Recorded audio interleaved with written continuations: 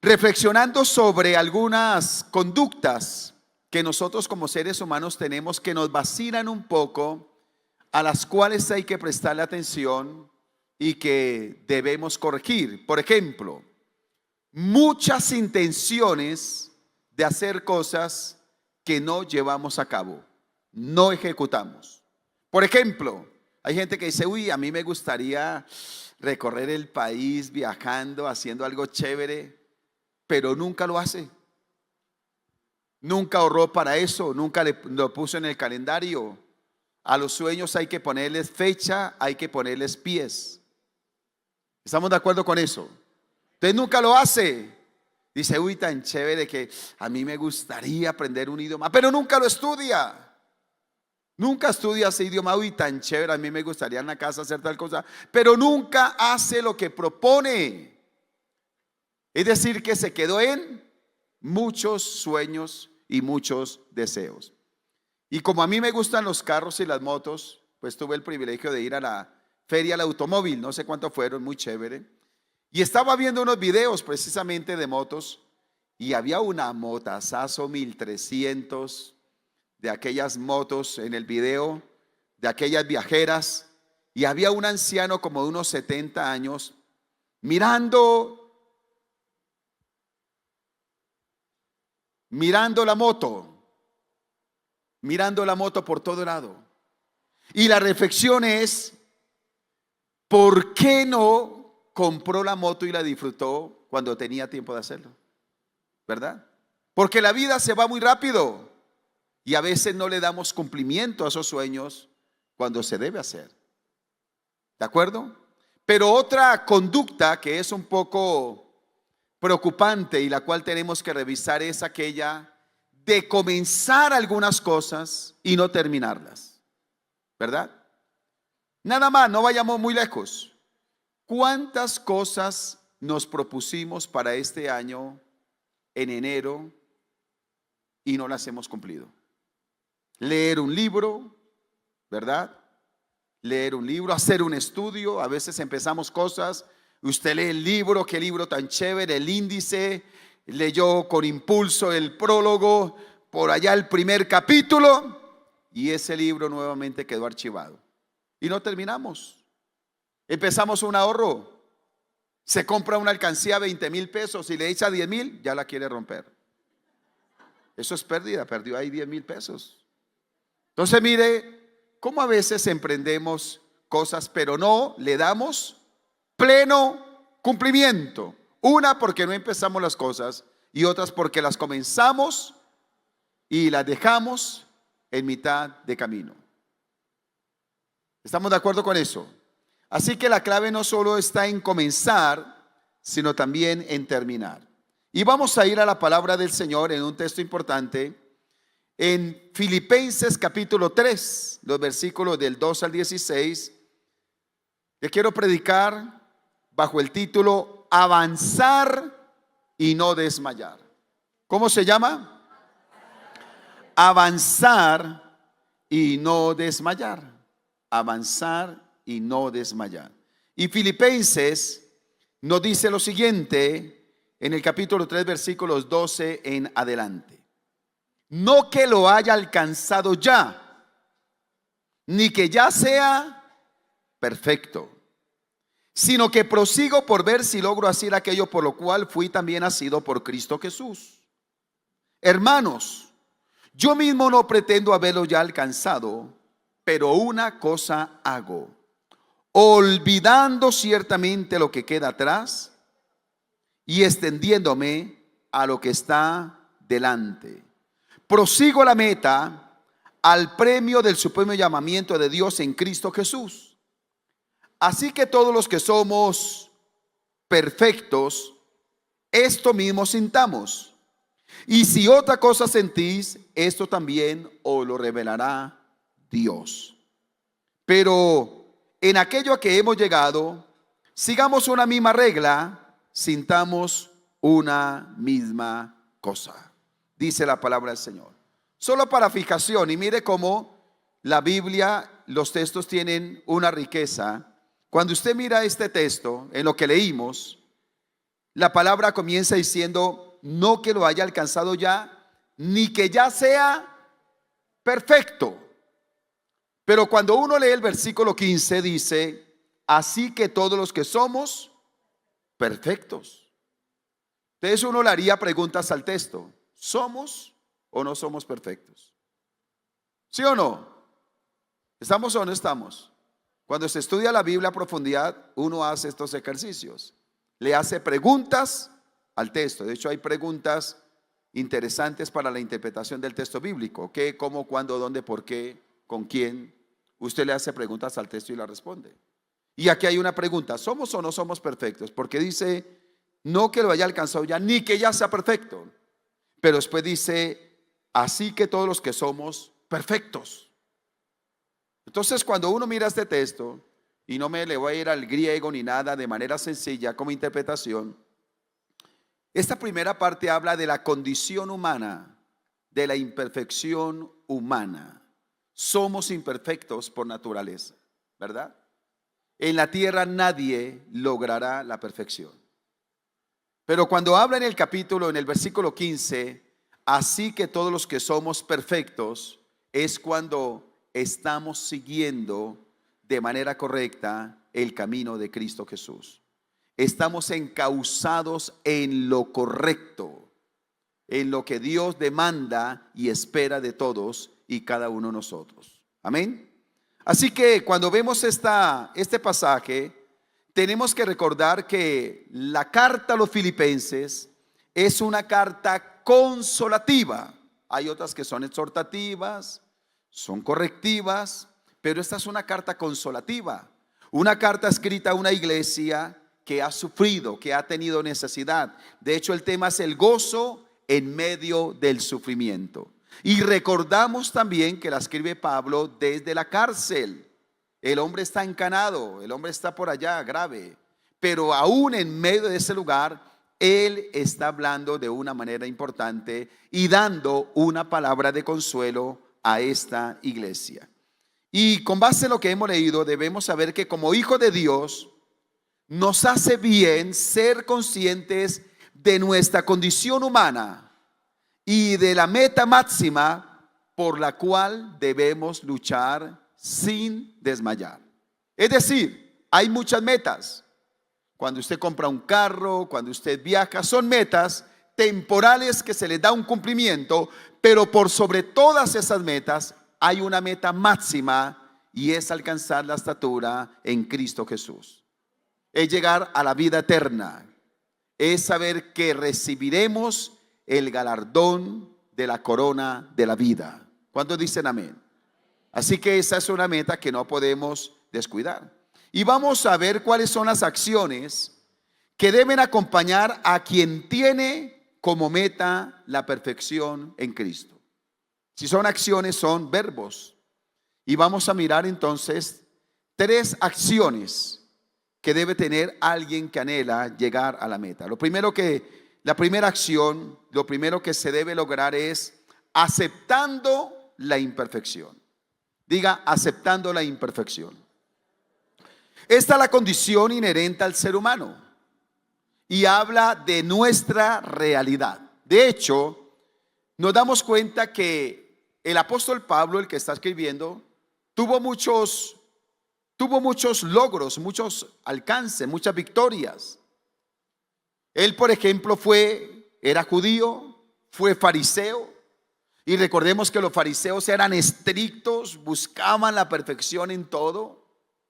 Por ejemplo, si un judío estuviera hoy y le regalaran un bulto de arroz, ¿sabe qué haría un fariseo? Dedicaría el tiempo para contar cuántos granos de arroz tiene el bulto. Y sacaría el 10% de esos granos para diezmar. Así eran los fariseos. Así eran. Y el apóstol Pablo fue un fariseo. Recordemos que fue capacitado a los pies de Gamaliel. Eso dice que el hombre tuvo un buen nivel académico, teológico. Su conversión fue extraordinaria. Camino a Damasco, ve una luz. oye una voz, no es rebelde a la visión, tiene una experiencia sobrenatural. Ve cosas sobrenaturales de parte de Dios, va al tercer cielo, tiene resultados contundentes ministeriales. Pero en medio de todo ello, nótese cómo la prueba, allí estando en la cárcel, le hace reflexionar que a pesar de tantos logros, no ha alcanzado la perfección. Y bueno, es interesante ser conscientes de esa imperfección, ¿verdad? Y eso le deja ver al apóstol Pablo, y también le está hablando a la iglesia, de que mientras estemos aquí en la tierra, habrá una imperfección. Ahora, ¿cómo manejar esa imperfección humana? ¿Sabe? No debemos justificar nuestras imperfecciones. Siempre he pensado que caminar, trabajar con una persona, estar al lado de alguien perfecto, eso es tremendo. ¿Usted no se da cuenta que pueden haber matrimonios donde solo uno se equivoca? Entonces al otro es el que siempre le toca pedir perdón para que las cosas se arreglen. Hay parejas así, donde solo uno, tan raro el otro no, se casó con un ángel.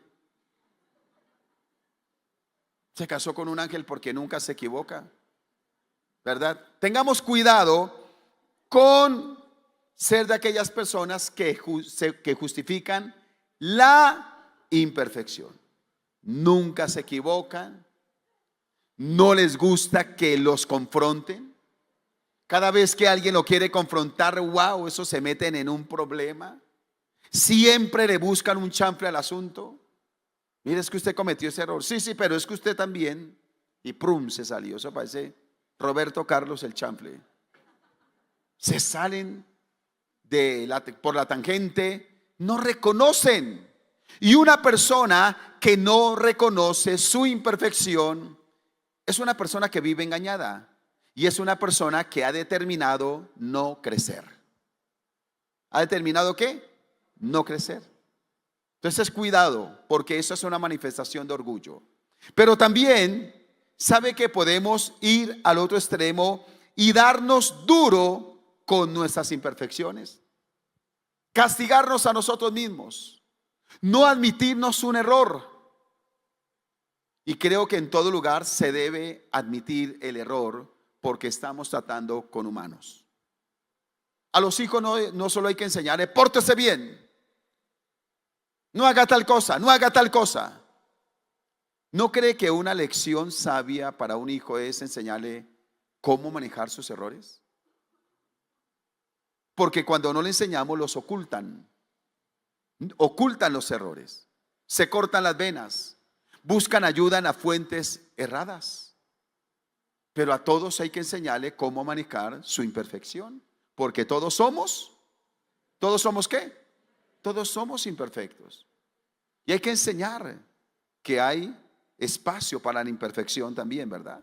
Entonces una persona se puede dar también duro y empieza a hablar mal de sí. Es que yo soy un bruto, y es que yo por qué la embarré, por qué lo hice así, por qué tal cosa. Y siempre se está dando duro porque cometió un error.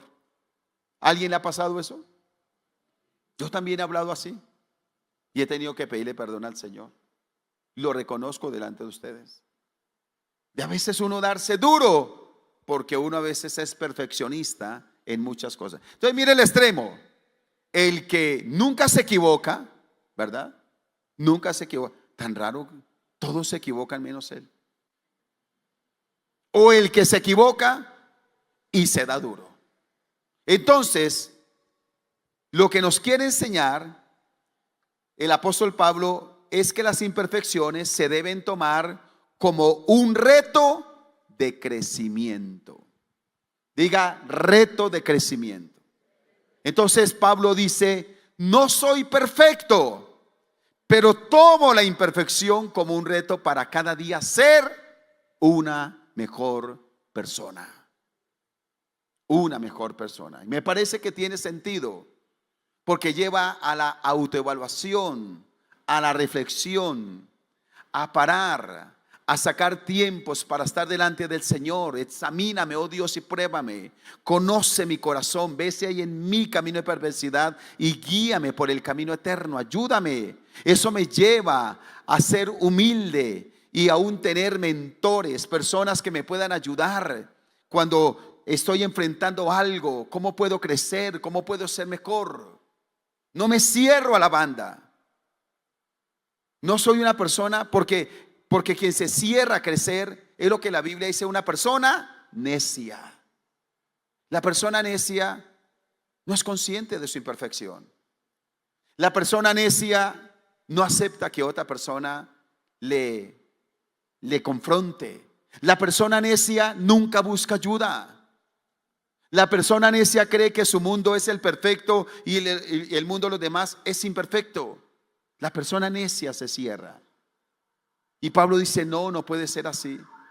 Quiero demostrarles que siendo el apóstol, dice Pablo, siendo una autoridad, habiendo sido el fundador de esta iglesia allá en casa de Lidia, y recordemos la experiencia del carcelero en el capítulo 16 de Hechos. Yo estuve con ustedes, pero aunque soy su autoridad, quiero ponerme como ejemplo que tampoco soy perfecto y que como ustedes soy un ser humano que necesito cada día seguir creciendo. Eso es bueno. Entonces, ¿aceptando qué? Aceptando la imperfección.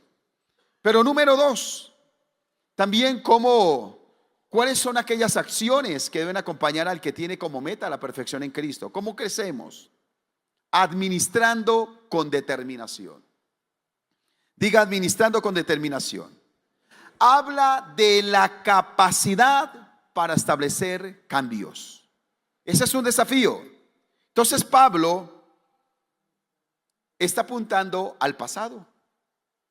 Y dice que el pasado juega un papel muy importante cuando de administrar y crecer se trata. Y Pablo mismo había dejado atrás su pasado. Recordemos que había consentido con la muerte de Esteban. Respiraba amenazas de muerte contra los creyentes. Y ahora él mismo es tocado por las injusticias de la vida y es puesto en la cárcel. Pablo está en la cárcel.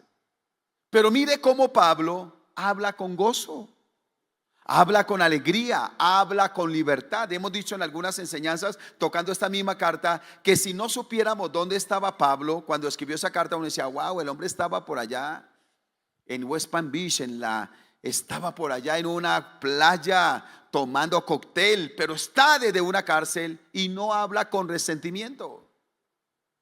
En otras palabras, Pablo está físicamente encarcelado, pero su alma y su espíritu están libres. Muchas personas físicamente están libres, pero sus emociones, su alma, su fe están encarcelados. Miren lo interesante. Pablo está viviendo esta experiencia y le está hablando a una iglesia que también debería dejar atrás su pasado, porque han tenido sufrimiento, necesidad, y lleva la reflexión y dice, no que lo haya alcanzado ya ni que ya sea perfecto, pero una cosa hago, olvidando ciertamente lo que queda atrás. Todos los que estamos aquí tenemos un pasado. La pregunta es, ¿cómo administramos el pasado? ¿Qué hacer con el pasado? Ya no lo podemos cambiar. ¿Qué debemos hacer con el pasado? Y creo que hay algunas cosas importantes. Por ejemplo, debemos aprender a sepultar lo que no aporta. Sepultar lo que no aporta. Hay que dejarlo atrás. Hay algunas experiencias dolorosas, difíciles. Debemos aprender a entregárselas al Señor y no alimentarlas, porque eso mantendría un dolor. Cuando uno sigue hablando con el mismo resentimiento, las mismas cosas de lo de hace 10, 20, 30 años, pues sigue doliendo. Sigue doliendo. Es una prueba no superada. Cuando mi hermano Juan murió, Yo tenía 23 años, él tiene 25 y muere electrocutado y yo tengo que bajarlo, darle respiración boca a boca y tener una experiencia difícil. Y por los siguientes días yo estuve hablando con algunas personas de eso. Y cuando era reciente yo hablaba de eso y lloraba, me dolía, me volvía la nostalgia, me volvía la tristeza. Y el Espíritu Santo me dijo: no vuelvas a hablar de la experiencia de tu hermano hasta que tu corazón no esté sano. Y si vas a hablar, será para mi gloria, o si no, no lo hagas. El Señor me lo dijo. El Señor me lo dijo. Y era mi hermano, mi parcero. Hasta pilatunas hicimos los dos. ¿Para qué le cuento? Era mi hermano. Pero determiné no volver a hablar de eso hasta que sentí que mi corazón estaba sano, y en una consejería, o como lo estoy haciendo ahora, para una enseñanza lo hablo, si no ya no lo hablo. Ya no le saco el dolor. Una persona puede prolongar el duelo. 5, 10, 15 años. Oh, ay, mi papá que murió hace 30 años. Mi papá. Ya se murió el papá. Todo duelo tiene un límite. Cuando se vive saludablemente, todo duelo tiene un límite. Pasar ese límite es cuando la persona, es la evidencia que la persona se negó a superar su duelo.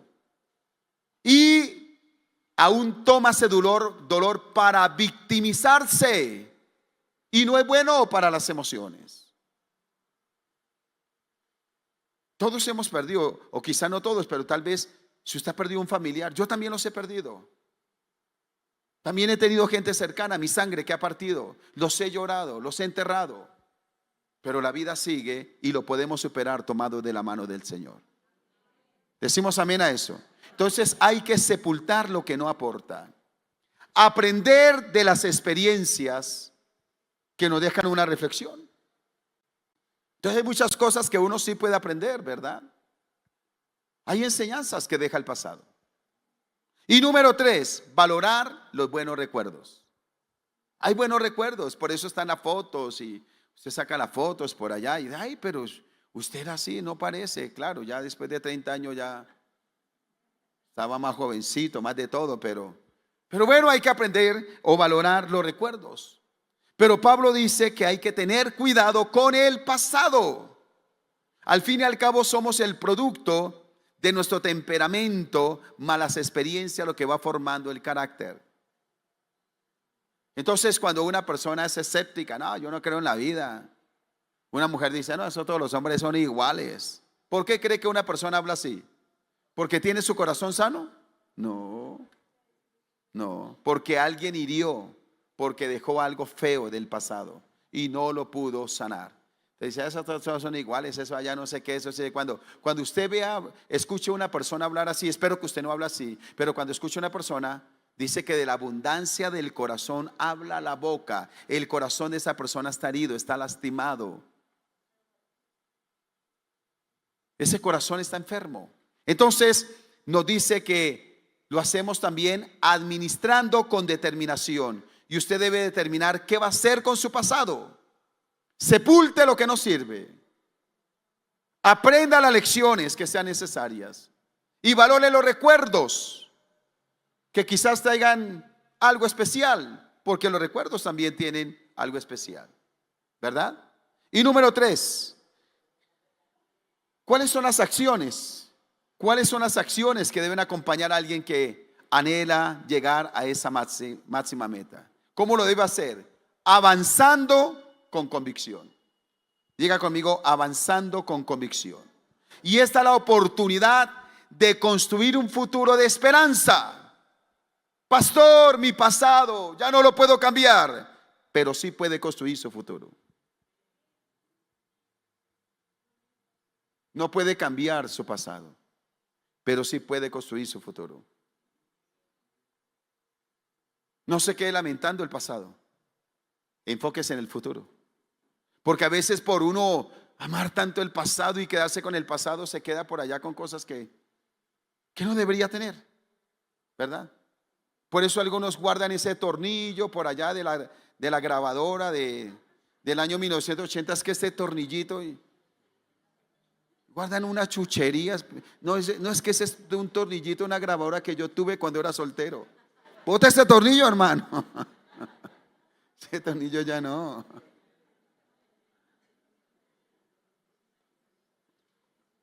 ¿Verdad? Entonces debemos hacerlo avanzando con convicción. La oportunidad de construir un futuro de esperanza, esa es la meta. Y mire lo interesante. Se debe notar que mi vida está avanzando. Yo quiero animarle desde su manera de hablar y mirar la vida que usted esté avanzando. Tal vez ya no haga algunas cosas que hizo ayer por fuerzas, por un periodo o un ciclo cumplido, pero siempre tiene que haber metas en la vida. La persona que no tiene metas es terrible. ¿Por qué cree que ahora las empresas, y eso ya es obligatorio, que a los que se van a pensionar deben darles una pedagogía que hacer cuando se pensionen? Porque algunos se pensionaban y a la cantina, eche pochola, se enfermaban y se morían. Punto. No había más. Entonces se están enseñando al pensionado qué hacer. Se va a capacitar, un curso va a servir. Oiga, y yo a veces, yo miro la iglesia y digo, la iglesia es una linda oportunidad para todas las generaciones poder amar y servir al Señor, indistintamente de la edad. Diga alguien algo a eso. ¿Podemos servir? ¿Sí o no? Podemos servir al Señor. Pero qué lindo que podamos tener metas claras. Y si bien es cierto que hay metas temporales, la meta de un viaje, la meta de comprarse algo, son metas que usted hizo y las cumplió. Pero hay una gran meta. Y la meta principal que Pablo propone es precisamente esta meta de llegar a la meta del premio del supremo llamamiento de Dios en Cristo Jesús. La vida eterna. Saber que el día que partamos de esta tierra, iremos a una eternidad con Cristo Jesús. Mire, hay cosas que uno no sabe. Nosotros terminamos el servicio y vamos a hacer algunas cosas con algunos pastores, ya nos pusimos y vamos a pasar ahorita a la funeraria. Murió Miss Inés. Miss Inés, la dueña del colegio Chiquimiel, donde estudiaron nuestros hijos. Donde allí estuvimos, donde estuvo allí estudió Juan David. Algunos de los que están aquí cuando eran niños estudiaron. Allá trabajó mi Jenny. Diana también, que fue cuando casi cierran el colegio con esa estudiante, pero allá estudió. Allá yo iba a ayudar con el devocional de los chicos y todo. Una mujer de Dios maravillosa, 50 y algo de años. Pácate, murió. Veníamos de Pereira. Veníamos en el avión, los pastores, quienes fuimos al Megamed. Y el avión estaba en el aire y cuando pega un totazo el motor derecho, pero un totazo, como cuando se totea un transformador. ¿Alguien ha visto eso? Pega un totazo, un relámpago y un golpe durísimo y el avión se empieza a mover. Yo casi me bajo. Mi esposa no me dejó.